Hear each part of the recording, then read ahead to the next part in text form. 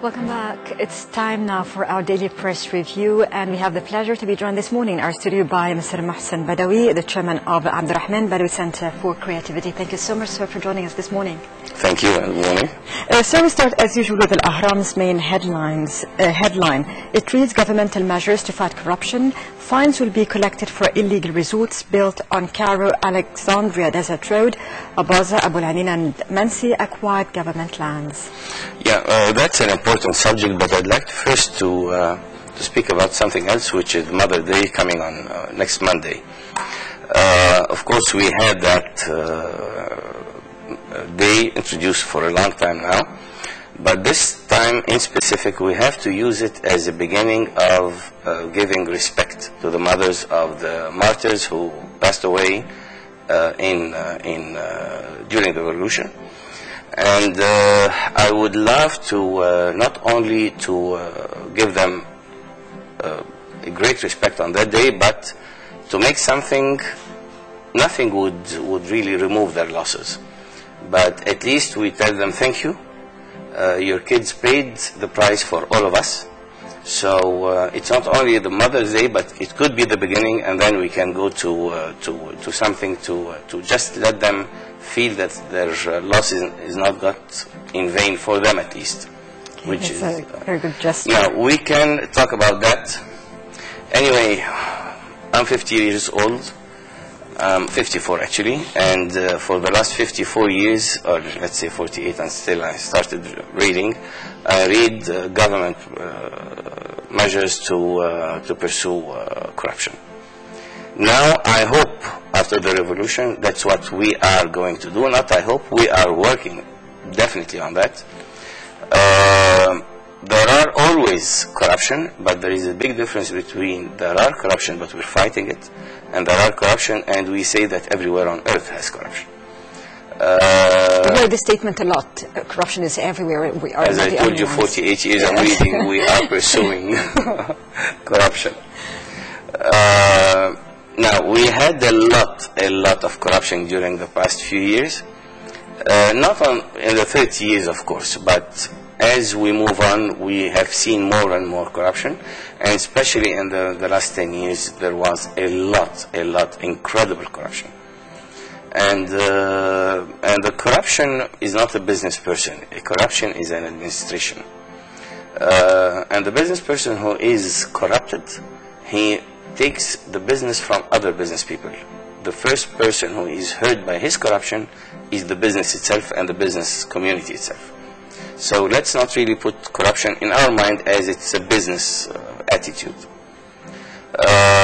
Yes, there is a lot of corruption in the lands, and economy is not built on lands and compounds. I found that our economy during the past years is only either telecommunication or development. This is the money coming here, coming from the business itself. We don't see really an increase in the business. The increase was only in the lands and in the telecom. And there was a lot of corruption making money out of that, and it's definitely not something we have to.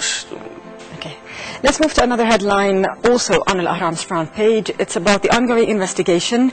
The General Prosecution spokesman says that the prosecution will continue investigations in the events which led to the killing of protesters in Cairo and other governorates on January the 28th. And investigation with 120 people who might be involved and responsible for what is known as Mawqat al-Gamal, or the camel battle. Yeah, there are two parts here. The 28th is a Ministry of Interior responsibility, and the 120 asking for the camel incident is officials, not the Ministry of Interior, of course. Maybe some of them, maybe on their own capacity, but the 28th was a huge crime. It's definitely worse than the camel, because you are, as a minister, sworn for the welfare of the people. And if you started killing, the whole mandate of the government, the whole mandate of the system is gone. You cannot kill people. This this is a public outcry, and it's taking so long. Maybe it's right that it takes so long, but it is taking so long, and people are really getting frustrated on that. And I don't want the frustration leads to just not making the investigation right, just pushing any name. It has to be done right. We need to go through and to find who are responsible for that, because this is a huge, huge crime. Okay. The other thing, the Camel investigation, that's what we have seen for a long time. We have seen police protecting. I remember that picture, two of the Baltagaya, I don't know what you call Baltagaya, standing in front, and there to the rear there is the police, and they are facing demonstrators for election, at the elections in 2005. Yeah. This really terrified me. How could a government deal with such people as their arm for doing something wrong? It's the end of a state. We did not really realize that day the end of a state is coming through that, and we have seen that because it was not a government. It was very indicative at the time that something is going to go wrong. What I've seen in 2011 made me sure that it was not a government, it was a gang. This is not a government. You do not go to such mobs, ask them to help you if you are the government. This is not a state. Let's move to another issue which also dominated the press this morning. It's about the end of the protest by cops in front of the television building. The cops started their protest after a church was set ablaze, and tens of protesters are still there, and others warned they would return on the 25th of March if their demands are not rapidly fulfilled. The temporary removal of the cops now that the church is being built. I think the happiest people are the people working in the TV building. You're very happy. Now, let's not mix things together. The incident which happened in Sulat is things leading to each other. It was not Muslims against Copts. Actually, it's not like that. But we have a long background of two things. One of them is political mistake by the top in both sides for their own personal gain, which added to the problem. And there are a lot of things that it is right to the Copt to ask for. First, the Copt is an Egyptian normal person. Whenever he needs any need, he is an Egyptian like anybody else. He should not go to the church to fulfill his political rights, his social rights. He has to go to the church only for religion reasons. And the church should not make the political or social mediator. This is not their rule.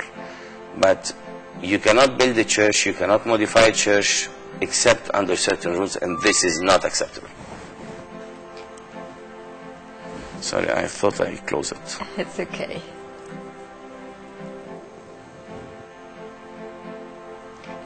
Okay, we can move on with another important issue also on Al-Ahram's front page. Next Saturday's referendum on constitutional changes.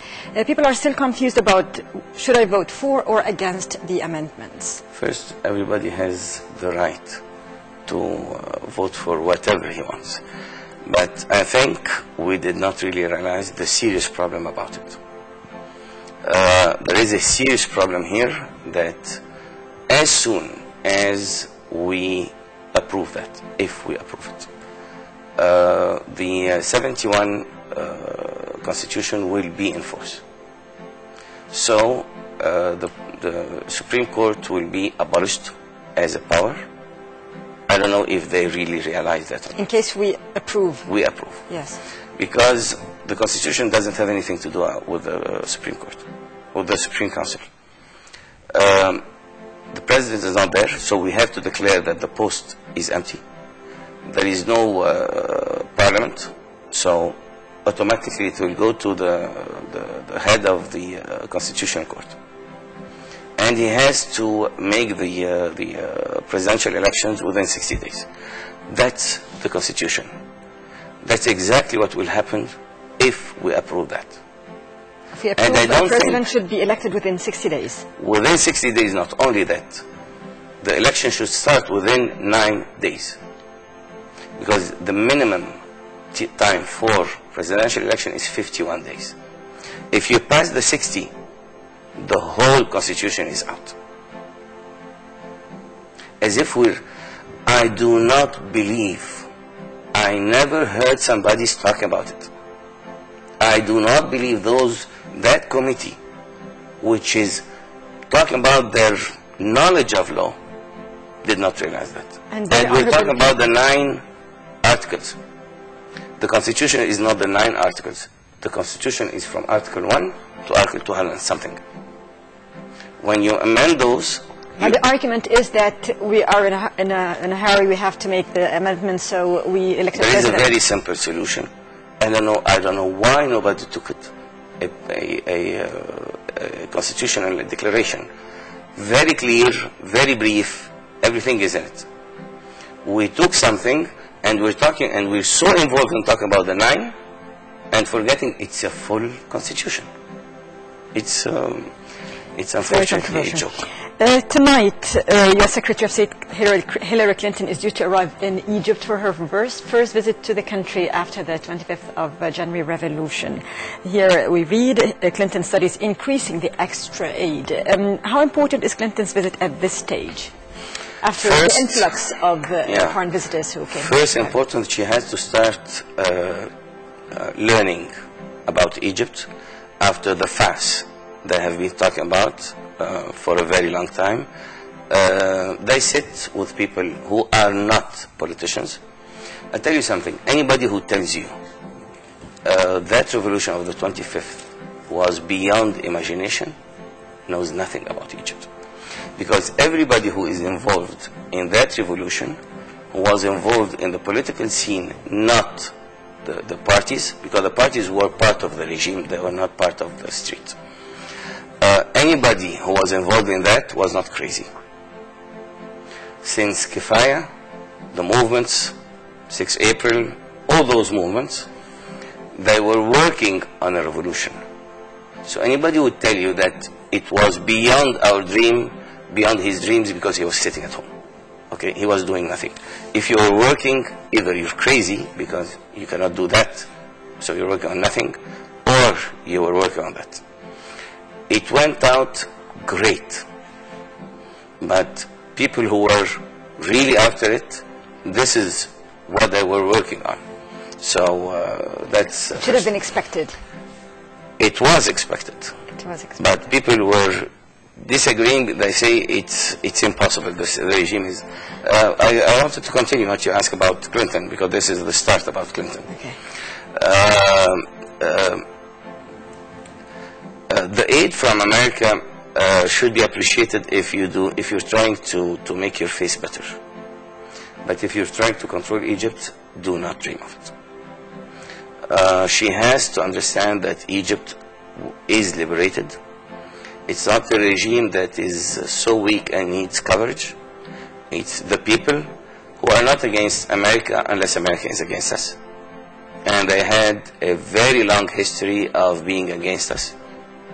So we can start as the people a new beginning with them if they know how to respect our will and our sovereignty, of course. I prefer the will more, and not to just diversify the stupid old way, Ikhwan or the regime. Okay, let's move to Ashurut newspaper. One of the headlines read, a high-level official source denies the resumption of gas supplies to Israel. It has been one of the very controversial issues of the past years, even before the revolution, years before the revolution. This is definitely a very tricky and important subject. It has two, it's more than two. One of the points is we have a problem because of the Israelis, of the wrongdoings to the Palestinians. So we have that feeling. Second, the price was so low that it was really unacceptable to sell to Israelis at that price, and to sell to their friends at a higher price. This is, nobody can understand it, and definitely there was corruption here. It's under investigation now.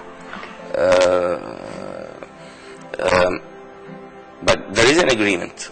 First, we have to amend that agreement for the price. I'm not sure of how the agreement, maybe if we stop we have to pay a penalty. It's not clear. Yeah, I'm not so sure. I didn't read really because it's done in such a way, because it was sold to the company that owned by the president's friend Hussein Salem, and then he sold it to another company. So actually it has to be seen carefully by very complicated. They made it very complicated. I'm not so sure is it complicated. I'm saying I don't have exactly the knowledge of how it is legally. Okay. We agree, we do not want to sell to them. It's our, but I'm just against the feeling that the president because it was against Israel, I'm with Egypt. I'm not against Israel. Okay, now it's closed. Okay, Mr. Mohsen Badawi, let's go to the developments in Japan, the catastrophe in Japan. A new warning against a new tsunami and a nuclear fear spreads across the world. And before we hear your comment, let's together follow this report on the developments in Japan.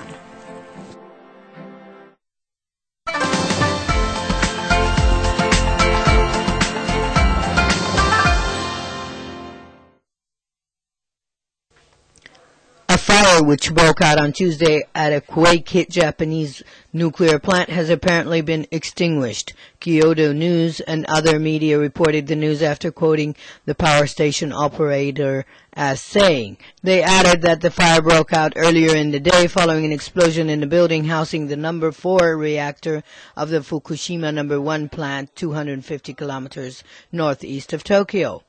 Meanwhile, a weather official said winds over an earthquake-stricken nuclear power plant are blowing slowly in a southwesterly direction that includes Tokyo, but will shift westerly later on Tuesday.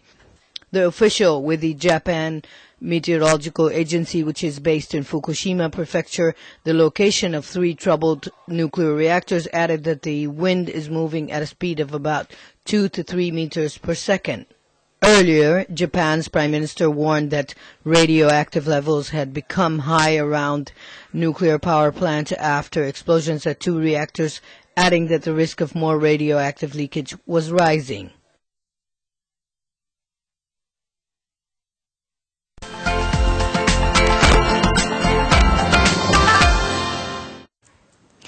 Welcome back. We are still joined for our press review this morning by Mr. Mohsen Badawi, the chairman of Abdurrahman Badawi Center for Creativity. Sir, I was waiting for your comment on the catastrophe in Japan. Yeah, it's a terrible catastrophe. First, from a humanitarian point of view, it's incredible loss, and it is highly expected that we'll see a problem from those nuclear reactors, and there was 6 reactors there, 3 of them working and 3 of them under maintenance. Now the first one from the under maintenance exploded yesterday. So I really don't know where it will go. Even Tokyo had a higher level of radioactivity. I believe they will have a problem, economical in addition to the humanitarian, because the first step was a huge decrease in the prices of the insurance companies. Now the exports from Japan will have a hit, huge, yeah. And a lot of general things will happen. So the repercussion of the tsunami and the earthquake will go far beyond Japan and extend into several parts of the world. Of course. To the whole world, actually. Yeah, I mean, a lot of Japanese not finished goods goes to companies that need them for their own project. It's anything happening in the world impacts the whole world. And a great economy like Japan, when it impacts, it has a huge impact. Okay. In addition to the financial, the yen has its own... on the financial markets. Okay, let's come back to the region, or go back to the region. Here, one of the headlines reads, Saudi forces arrive in Bahrain to preserve security. Your comment on the Saudi involvement in Bahraini affairs, can we put it that way? No, it's by demand of the Bahraini government, so it's not really interference. Bahrain is part of the Majlis Al-Ta'awun Al-Khaliji, the GCC? Yeah, the Gulf Cooperation, the Gulf Cooperation Council. And they are the same. It's if it will spread, it starts spreading. So if they want to stop it here, so they protect themselves. Anyway, I think all over the Gulf area there will be unrest. There is unrest. There will be revolution, with exception, in my opinion, of the United Arab Emirates and actually the whole Arab world. Today is the first day in Syria. It's spreading now. Okay. And from Al-Wafd newspaper we read a 1 million electronic campaign for Sharif Surur and Hazmi's trial.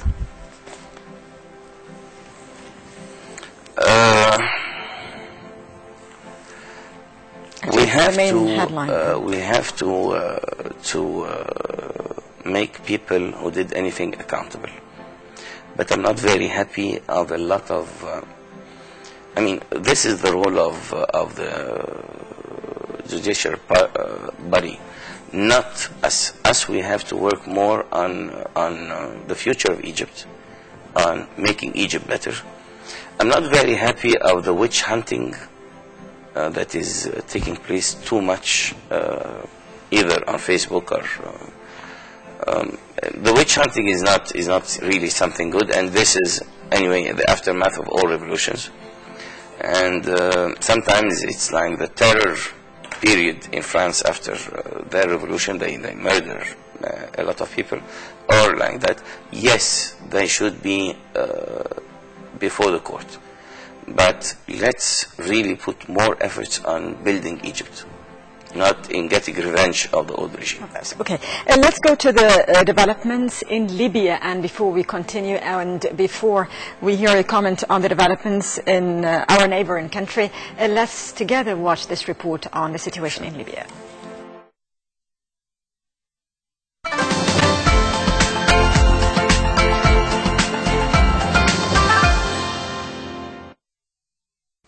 Muammar Gaddafi's forces pressed closer to the opposition stronghold of Benghazi, while diplomatic efforts to impose a no-fly zone to help the protesters made little headway.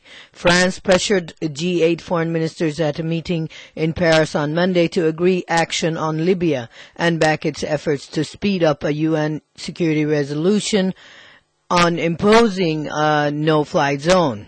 However, it hit pushback from partners like Germany. The German foreign minister called for urgent talks in Security Council for targeted sanctions on Gaddafi's government, but voiced opposition towards military action. A divided Security Council also discussed the idea of authorizing a no-fly zone. However, no consensus emerged among its 15 members, and Russia said it had questions about the proposal. Meanwhile, Libyan government artillery and tanks retook the small town of Zuwara, 120 kilometers west of Tripoli, after heavy bombardment. They captured the important eastern oil terminal town of Brega late on Sunday. On Monday, Libyan jets flew behind protesters' lines to bomb Ajdabiya, the only sizable town between Brega and the rebel stronghold of Benghazi.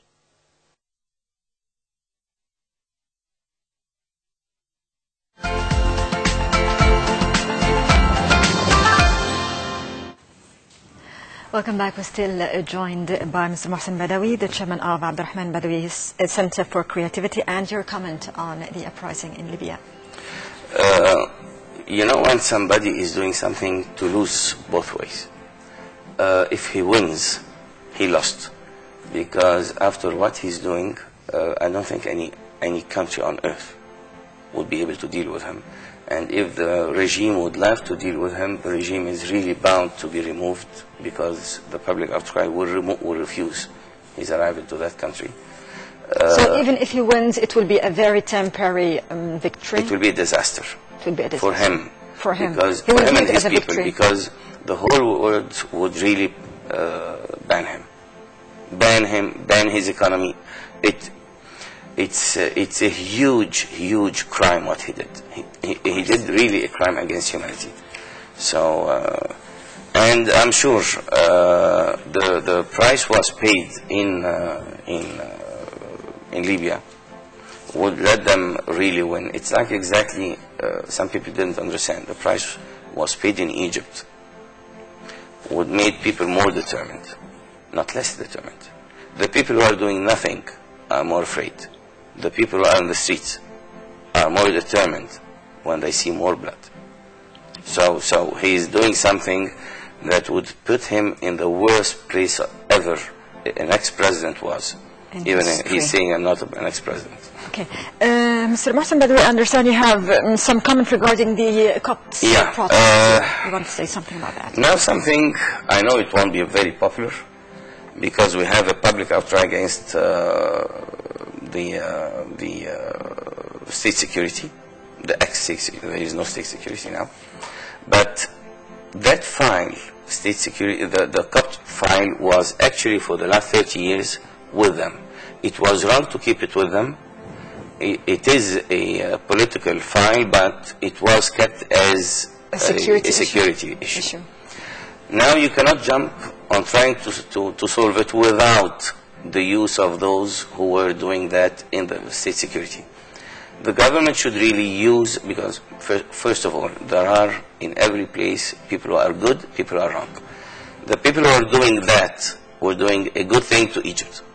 And we have to use them maybe as a capacity of consultants, but we cannot just remove what they did, forget about them.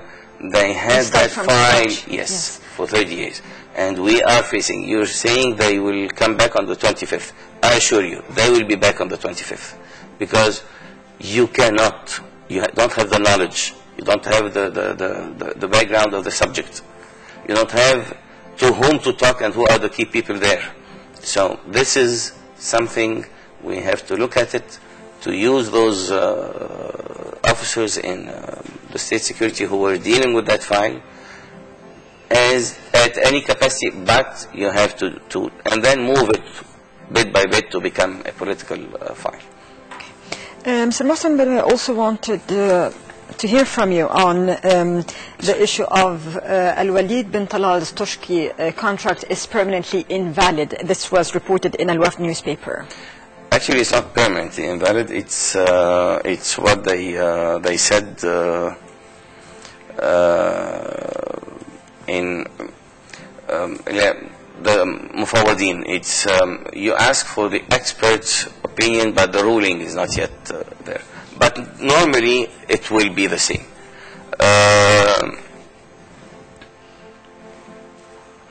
Al-Walid started working, but working in an experimental way.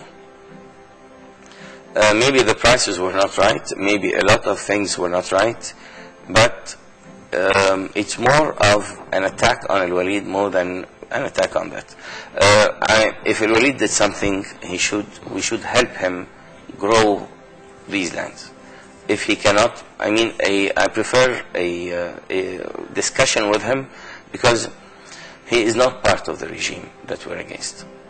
So he is a person who came here to do business. So we can discuss it. We can have this dialogue with him, find what's wrong, what's right, and give him the option of continuing. And he did few things, experiencing all types of crops, so he knows which is better. You cannot go and grow 100,000 acres. He took, I think, between 1,000 and 3,000 for that. Anyway, that's it. Okay. And finally, from a Dastur newspaper, we read that the Muslim Brotherhood compete in parliamentary elections on 40% of the seats.